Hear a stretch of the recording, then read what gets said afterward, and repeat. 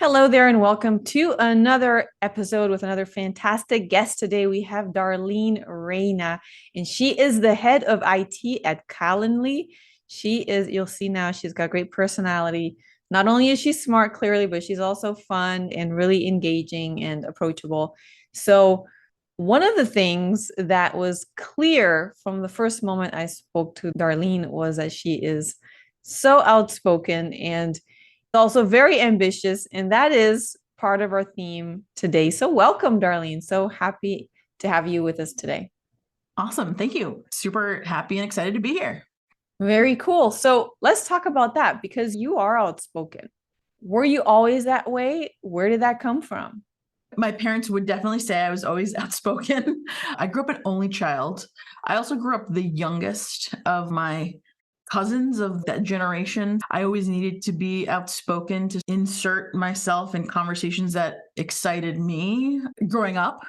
Especially at family, people would often split into, I would say, two groups, and it would usually one dominated by men, another dominated by the women in the family, and one would gravitate to the kitchen and the other would gravitate to the living room with talks of politics and exciting world events. And then women would be in the kitchen and like, how may I help? And I always tried to insert myself into the men's side of the conversations. And I too want to talk about the president's policies on whatever, even though I was 12.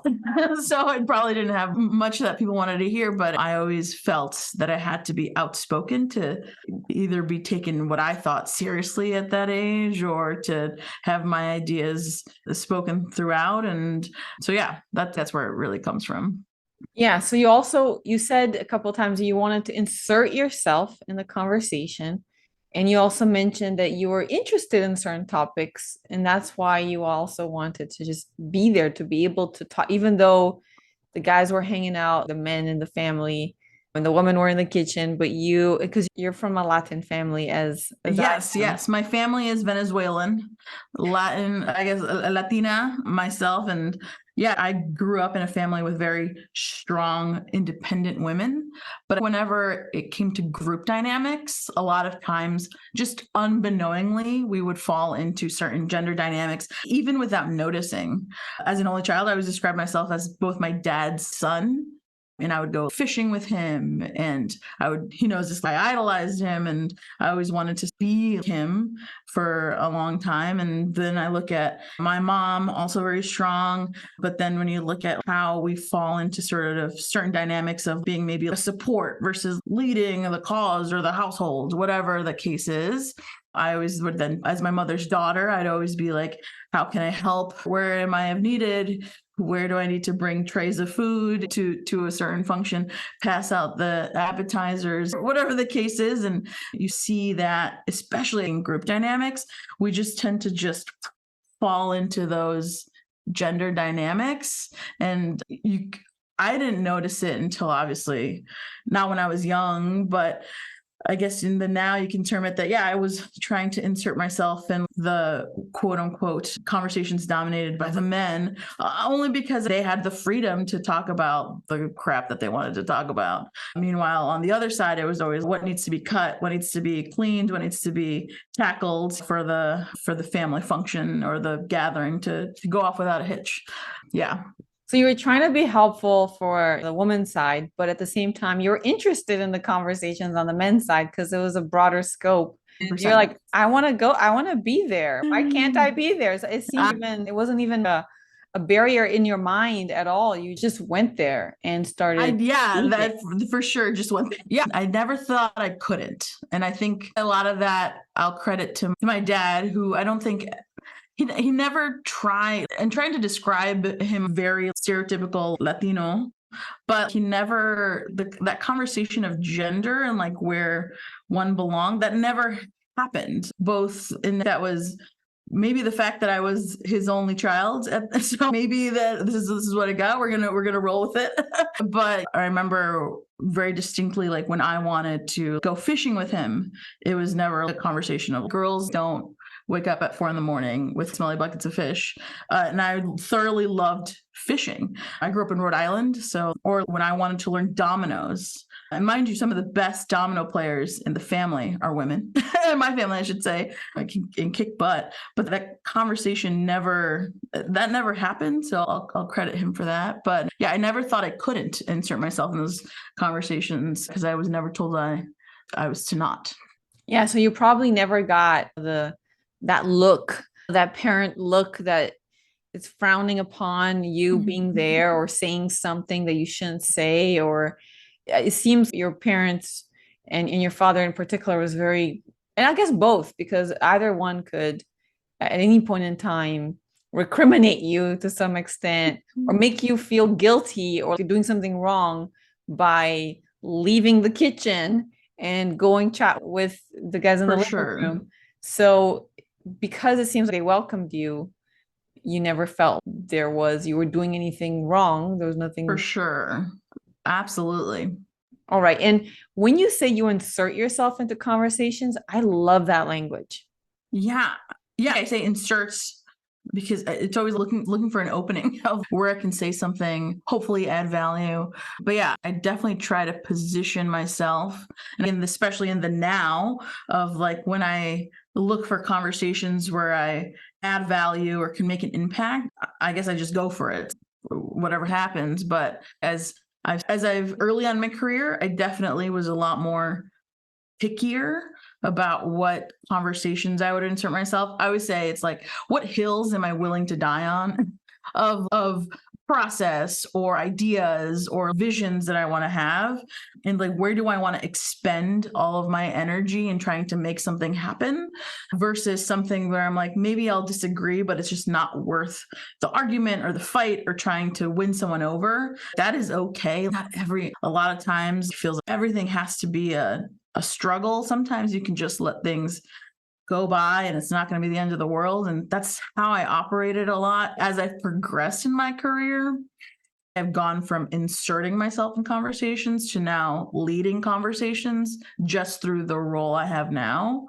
And I really want to be mindful though of maybe how I felt in the past in conversations when I had leaders lead quote unquote lead discussions, but it was really just telling you what to do and then you go do it, of just trying to make sure that I'm opening up the conversation for ideas or for other visions and viewpoints. And so in turn, do the favor that many times early in my career, someone did for me. Now I guess hopefully I'm doing it for others. Yeah. And so before you inserted yourself and now you lead those conversations and you insert others into the conversation. But then when you were back in the day, when you were assessing if it was worth inserting yourself in the conversation or not, because you had a desire to insert yourself, which is phenomenal. But at the same time, you realized that some things were probably not worth it. How did you manage that? Like, how did you know when was a good time to push forward with your ideas, thoughts versus to stay quiet?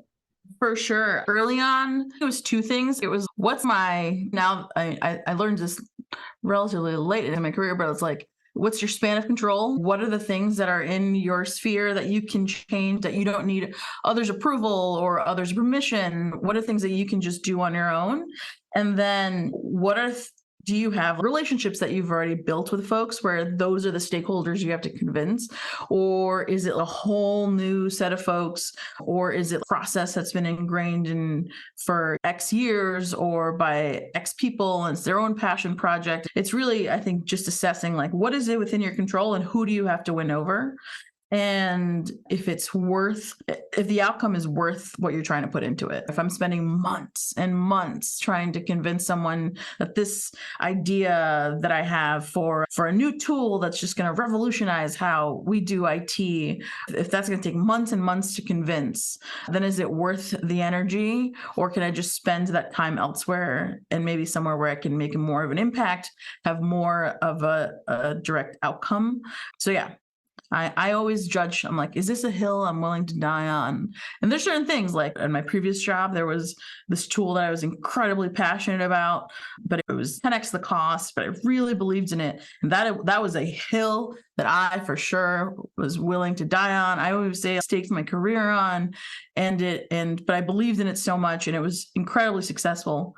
So that's the last big hill I remember where I was like, I believe in this. It took months to get it going, but I did not give up because I was incredibly confident in what I was trying to deliver and what I did deliver ultimately. So that's a case where I definitely stuck to my guns. But I can think even last week if something was like, all right, if that's how we want to do it, sure, that's fine. I don't have the energy to change minds right now. I'm just going to focus on something else. That's a really good point around figuring out how much energy you're going to have to spend on something based on how many people are involved, how long the process have been there, what's in your sphere of control, and how much you want it. Have you ever inserted yourself into a conversation and then regretted it later? Ooh, regrets. I'm sure, if anything, I don't think I've ever regretted inserting myself into a conversation. What I maybe have regretted is maybe in the how I tried to push an idea, or maybe looking back 2020, did I do the appropriate steps of it's because it's not just inserting yourself in the conversation, but then it's backing it up with what's your plan?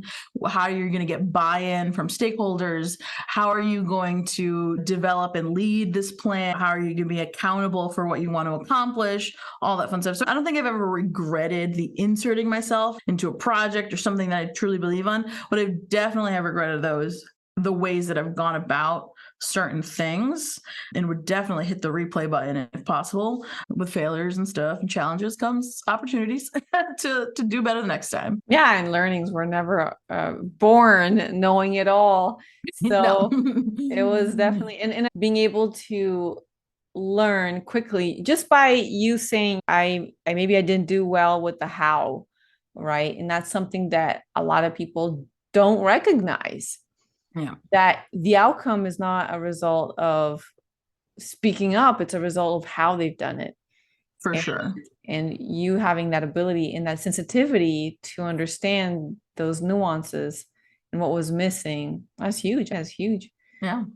And in terms of maybe when you did speak up, when you did insert yourself or you did push your points across, have you ever experienced a negative consequence, a negative label, a retaliation or backlash or anything of a negative consequence? Yeah, I've looking back, there's definitely been times where I don't think negative backlash. The thing that I have faced is probably just because a great example is a couple of roles ago, I just started, and my background is all things Apple, all things Mac, and I really had this project about how do we automate managing our Macs? And I was like, this is brilliant. I'm bringing this new tool to this new job. It's going to be great. It's going to be phenomenal. It's going to be exciting.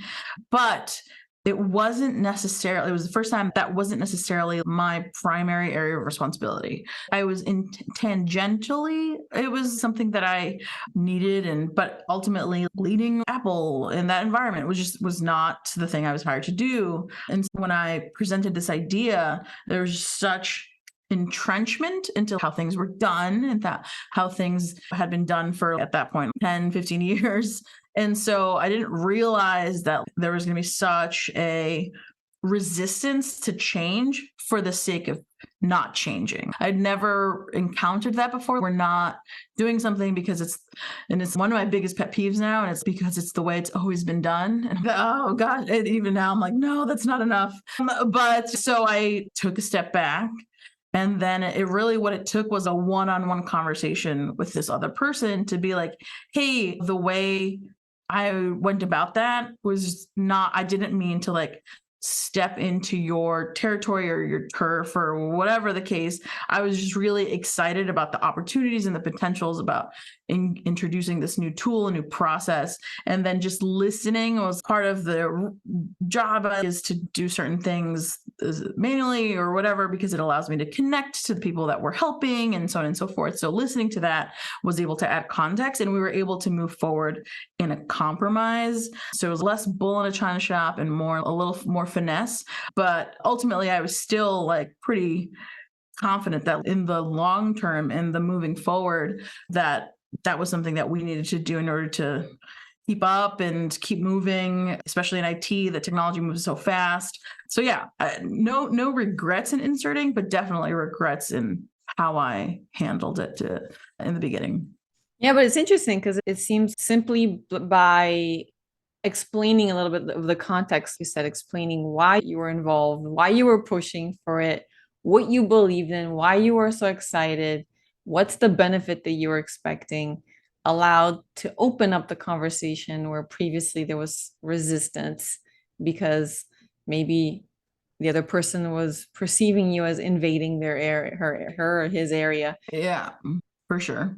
And the big piece on that is I learned the lesson on buy-in, how buy-in is just such a critical part of getting ideas moved in any company that I've been to now. Buy-in is just such a critical component of a successful honestly, because if you don't have buy-in, you're just on an island all by yourself, and it's hard to move mountains by your lonesome. So yeah, the buy-in is something that I just prioritize so deeply whenever making big moves or changes, because it just pays off in the long run.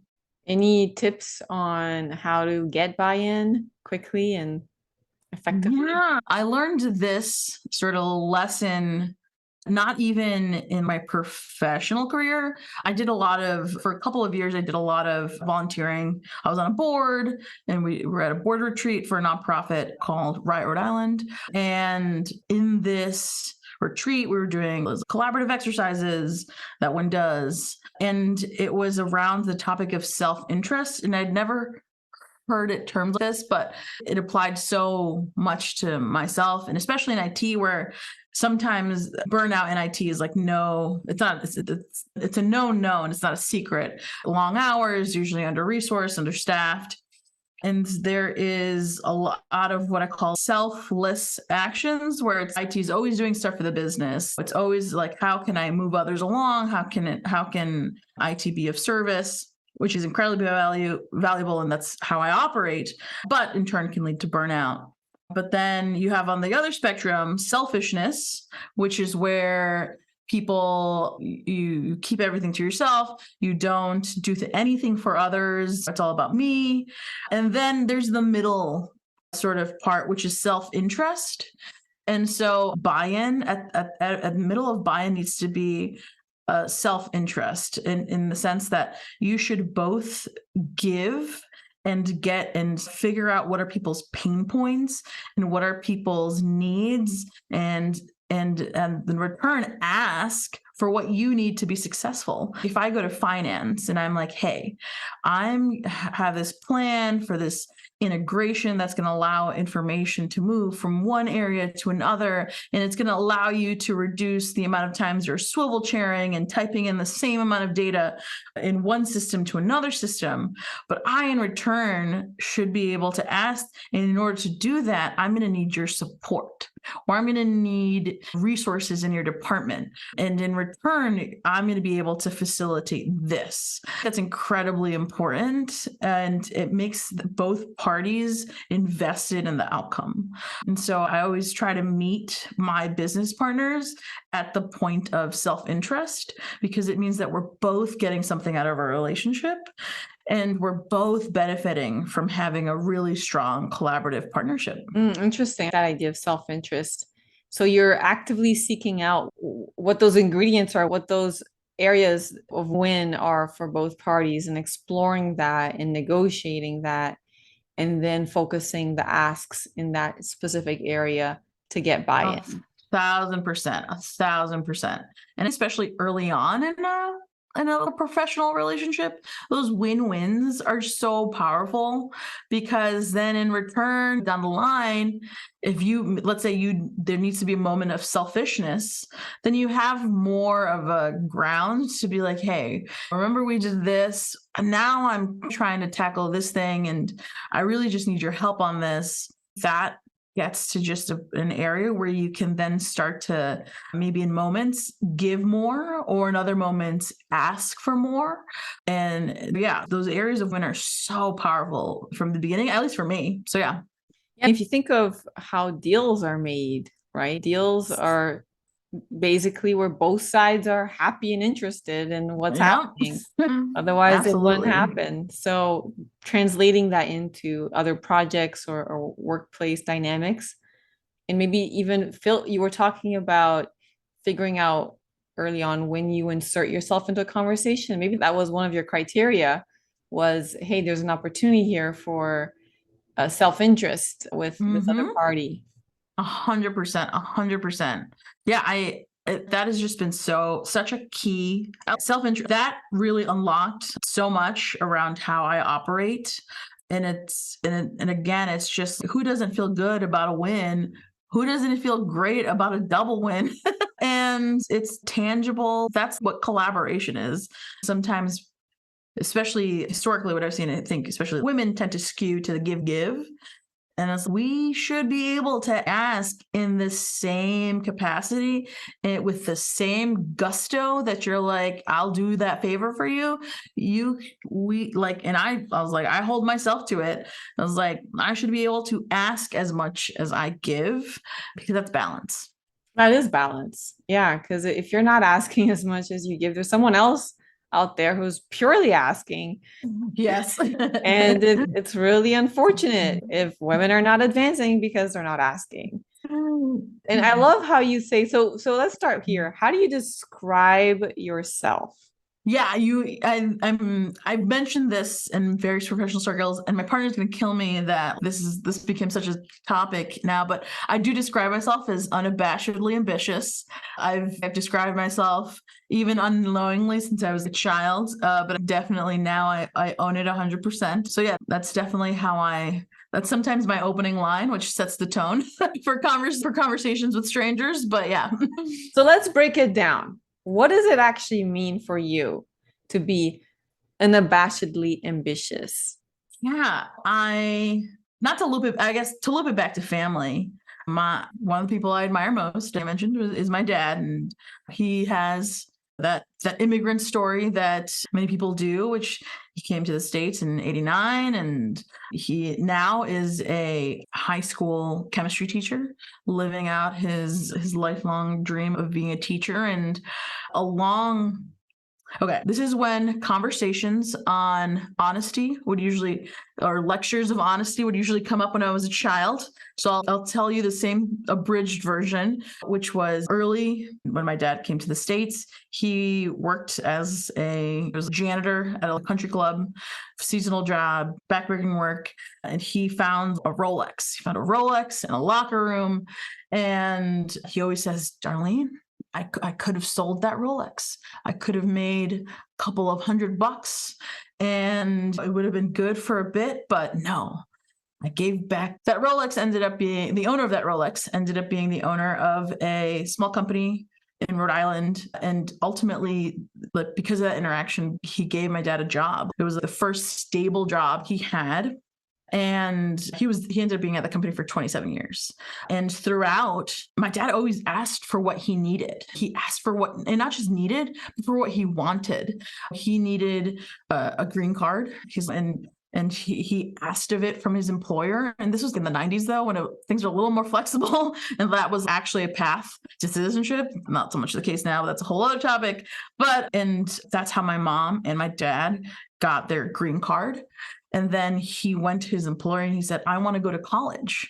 And at first he was like, I can go in for manufacturing or something of the sort. And we actually could use a chemist. And he's on it. And they paid for his associates, they paid for his bachelor's degree. And so throughout his career, there was just so many times where he asked for what he wanted. And I didn't quite internalize that until I was like, honestly, late 20s, now my early 30s. And so I see my dad, who came here, spoke no English, the proverbial $400 in his back pocket and his clothes on his back, and he had the power to ask for what he wanted. And so I look at myself and all of the opportunities I've been afforded, and why can't I do the same? Like, why can't I ask for what I want? And what I want is eventually to be CIO of an organization, to lead, foster an incredible environment with me at the center of it. I love what I do. I love IT. I'm a self-described nerd about it. And so I look at my dad and I'm like, he asked, I'm like, why can't I ask? Ever since I reconciled with that, I'm like, I am ambitious and I own it. And I'm honest, sometimes that ambitious does veer into arrogance. I'll own that as well. But there's such power in just saying it out loud. And so, yeah, I am unabashedly ambitious. And the way that my career has progressed is I've been able to speak it to existence of how I want to operate and move. And yeah.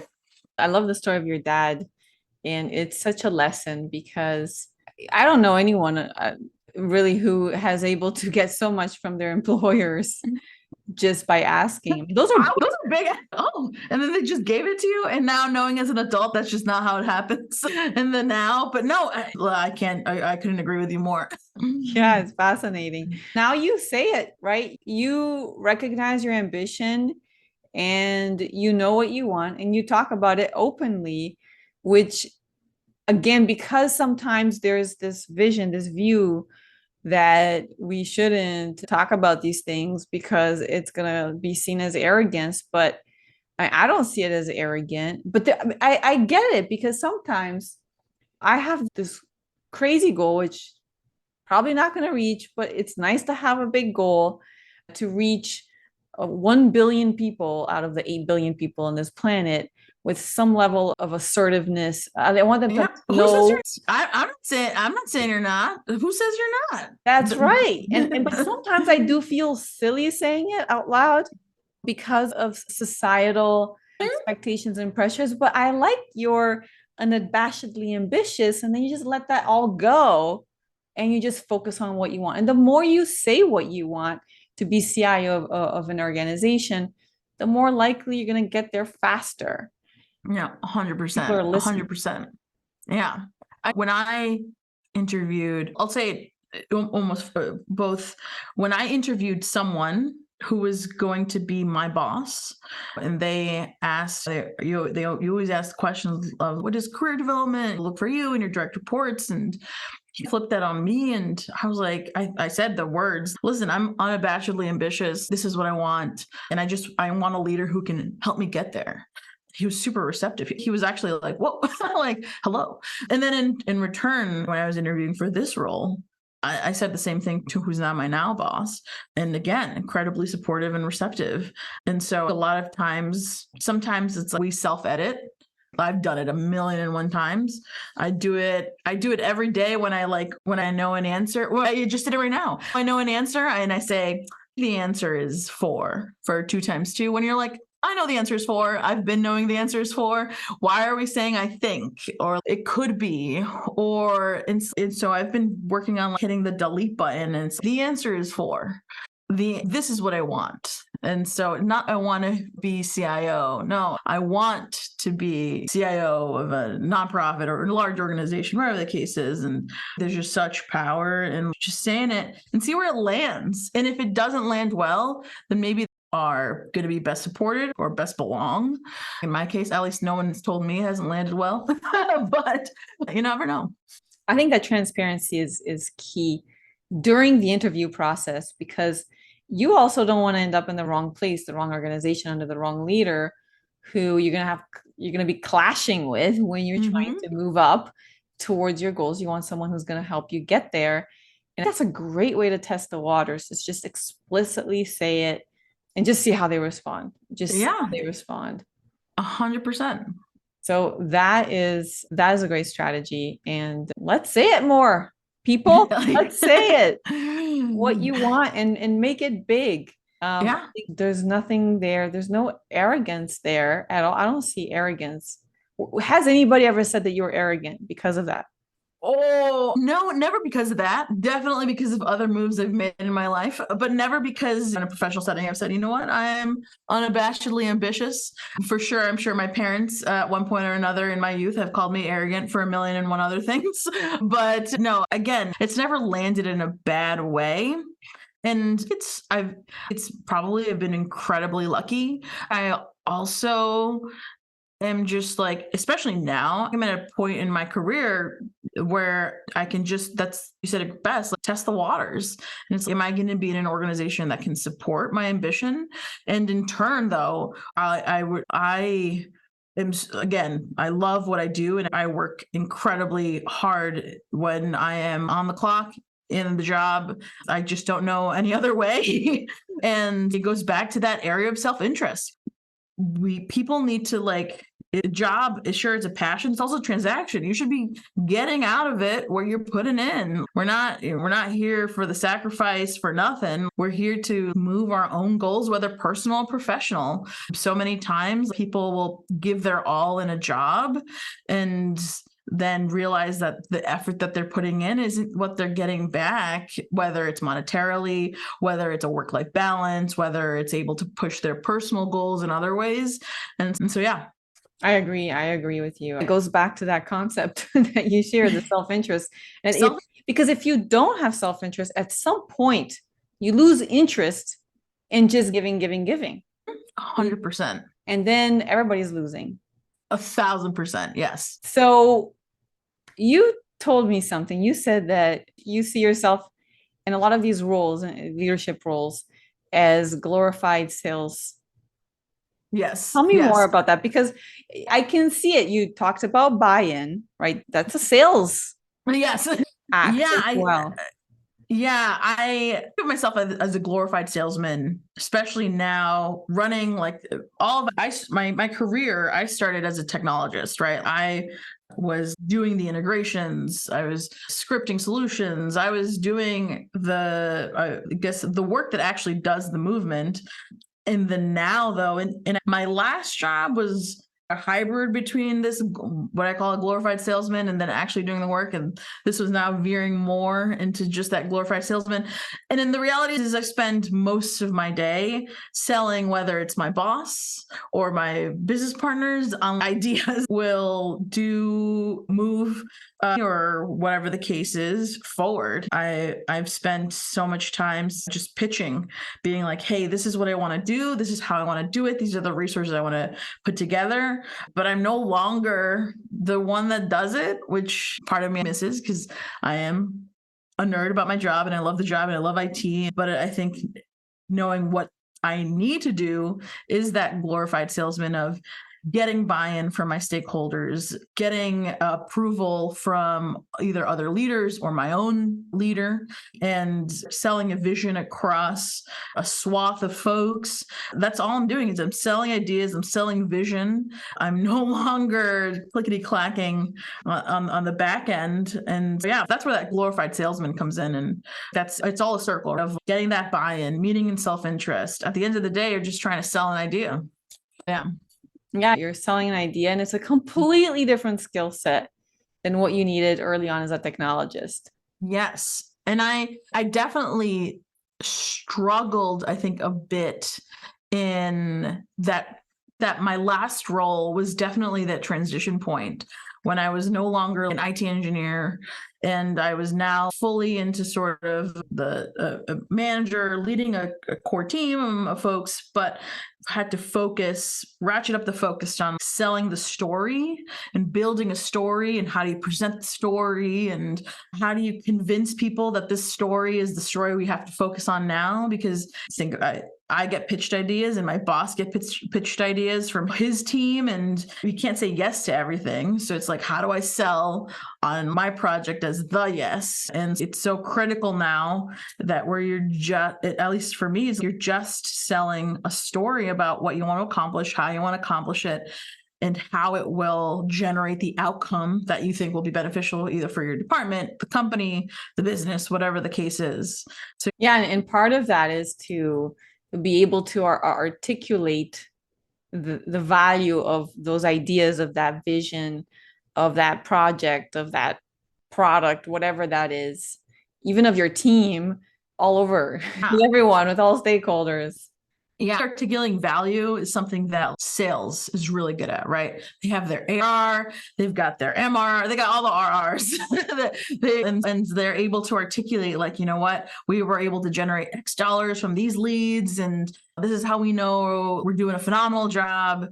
From the non-sales, or in my case, especially IT, we never quite are trained on, or doesn't necessarily, I don't think, come as naturally as on how to articulate value. And that's something that my previous leader was so meticulous about. And now that I'm on the flip side, I just see how valuable it is, because attaching value, great example. Right now, everyone is in the AI everything, right? Everyone's like, how do we generative AI this, AI that, automate this?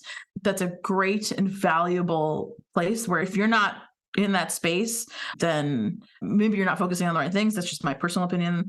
And the big piece with that, though, is like, how do you articulate the value you're generating? And you can attach value. If there's labeler, you can attach value. If you're saying 5 minutes, average out the salaries amongst your team and calculate how much those 5 minutes are. Maybe 5 minutes is $25. Maybe 5 minutes is $100. And if you're saying, hey, I'm going to save 5 minutes once a week for 52 weeks, multiply the numbers, and there's a number that you can at least sell on that's directionally correct. I would get so stuck on figuring out the exact dollar and science of trying to predict, but predictions are that. It's usually just give a ballpark, but it's so powerful to present, especially a C-staff member, a solid number that they can hold on to and be like, hey, we're thinking plus or minus 20%. We're going to save $5,000 every quarter by leveraging this automation, instead of trying to say, we're just going to decrease the time it takes us to do XYZ. And then you're like, what does that mean? Decrease the time. It could be 5 minutes. It could be 5 hours. And so really being able to articulate value has been so incredibly powerful in order to sell, again, that story piece, and really being able to show how we can move things forward in a way that is better for the business, the project, whatever the case is. That value piece is so clutch. Oh yeah, it's super. So it's interesting you said that, because as someone who was in engineering, more in the technology part, the geek part of the work previously, you were into, many of us are into exact numbers. Oh yeah. And then the other side is, you said, saying, oh, it decreased or just increased returns or decreased time, which doesn't say anything and is not nothing. sellable. It says nothing. Yes. And waiting for a perfect number or trying to get that perfect number, like you said, is pretty much impossible or take too long. So when you talk about directionally correct number, that's actually the best of the two worlds, where you're actually getting a number. It's not precise, but you're getting it fast enough, and it's meaningful enough, even if it's plus minus 20, plus minus whatever, that people at least understand, oh, this range here, yeah, we can work with this. Oh, that's convincing. 1,000%. And I'll credit that, even that term directionally correct, I'll credit that 1,001% to my previous leader, who, again, he really helped me unlearn that need to be exact, because someone tells you, hey, find me how much money it's going to save us by, I don't know, reducing this software, blah, blah, blah. And then you're like, okay, all right, let me grab the contracts. All right, divide them one. All right, so it's going to be $3.33 per person multiplied. Okay, so it's going to be about $313. All right, to do all of that, it took me 2 weeks to pull it all together or something like that. And if I could have just gotten to, all right, I'm pretty sure it's this, I'm just going to guesstimate we have 100 licenses rather than sifting through every single log or whatever, you know what, it's going to be plus or minus 270. Is that really that $20-$30 difference? Is that really going to be the difference maker in that, yes or no? Especially when you're presenting to an executive. So something that I got comfortable, I think, really quickly, it was with being just directionally correct. And it's okay. It's definitely something that I learned and now fully embrace, and it's, don't let perfect get in the way of good. It's okay to be directionally correct. You're not making up the science. You're not making up the, how do you derive that number? What you're getting at is it worth, again, the time you're putting in to maybe sift through whatever data set for endless hours to get to that final 10, 20%, when you could have just said, you know what? It's still going to be about plus or minus 10, 20%. It's going to be about 270. Perfect. That's something that they can grasp onto, move on to, be more directionally. That. And it's good that you learned that early on from someone who was doing it, a manager that was doing it right, because I've seen it so many times. people show up with, oh, the forecast is 272. Yeah. Yeah. And it's so irrelevant. There's no statistical relevance to that number. And people want to show the decimals. I know. And you're like, how much time extra was it to get those last two decimals? Was it worth it? Would that have been the deal breaker? I would go as far as say 10 times out of 10, that was not the deal breaker. Not at all. Much better to spend the time with what you said it many times, the story. The story. The directional, 100%. directionally correct numbers. This is fantastic. Oh my God, lots of concepts we learned here. So unabashedly ambitious. Yes. Embrace it. Make sure your numbers are directionally correct. Bring those numbers up and don't try to go for perfect numbers when you're talking to executives. Directionally correct. Then the other great word was a self-interest. So find the point of self-interest for buy-in of your ideas, for a negotiation when you're asking for things, and just I love that concept. Many concepts today. This is wonderful. Good to know. Wow. These are all things I learned. So maybe except for the ambitious part, that I definitely, that was all me. But your dad. Yeah, from my, honestly, there you go, from my dad. And so, yeah, these are all learns. I will claim zero ownership. And trust me, I'll claim ownership when it's merited, but reflecting back, it's just really awesome to see all of my experiences come together. Yeah. Yeah. You picked your favorites and now you're sharing it with us. So thank you. Yeah. I appreciate it and appreciate learning more about your stories, your trajectory, and coming from your Latino family and finding your voice and inserting yourself into the conversation and then moving to leading the conversation and then inserting others the conversation as well. Awesome. Yeah, 100%. Okay. Thank you very much. Awesome. Thank you. I appreciate it. And I appreciate the time. And this was lovely. Yeah, I really enjoyed it.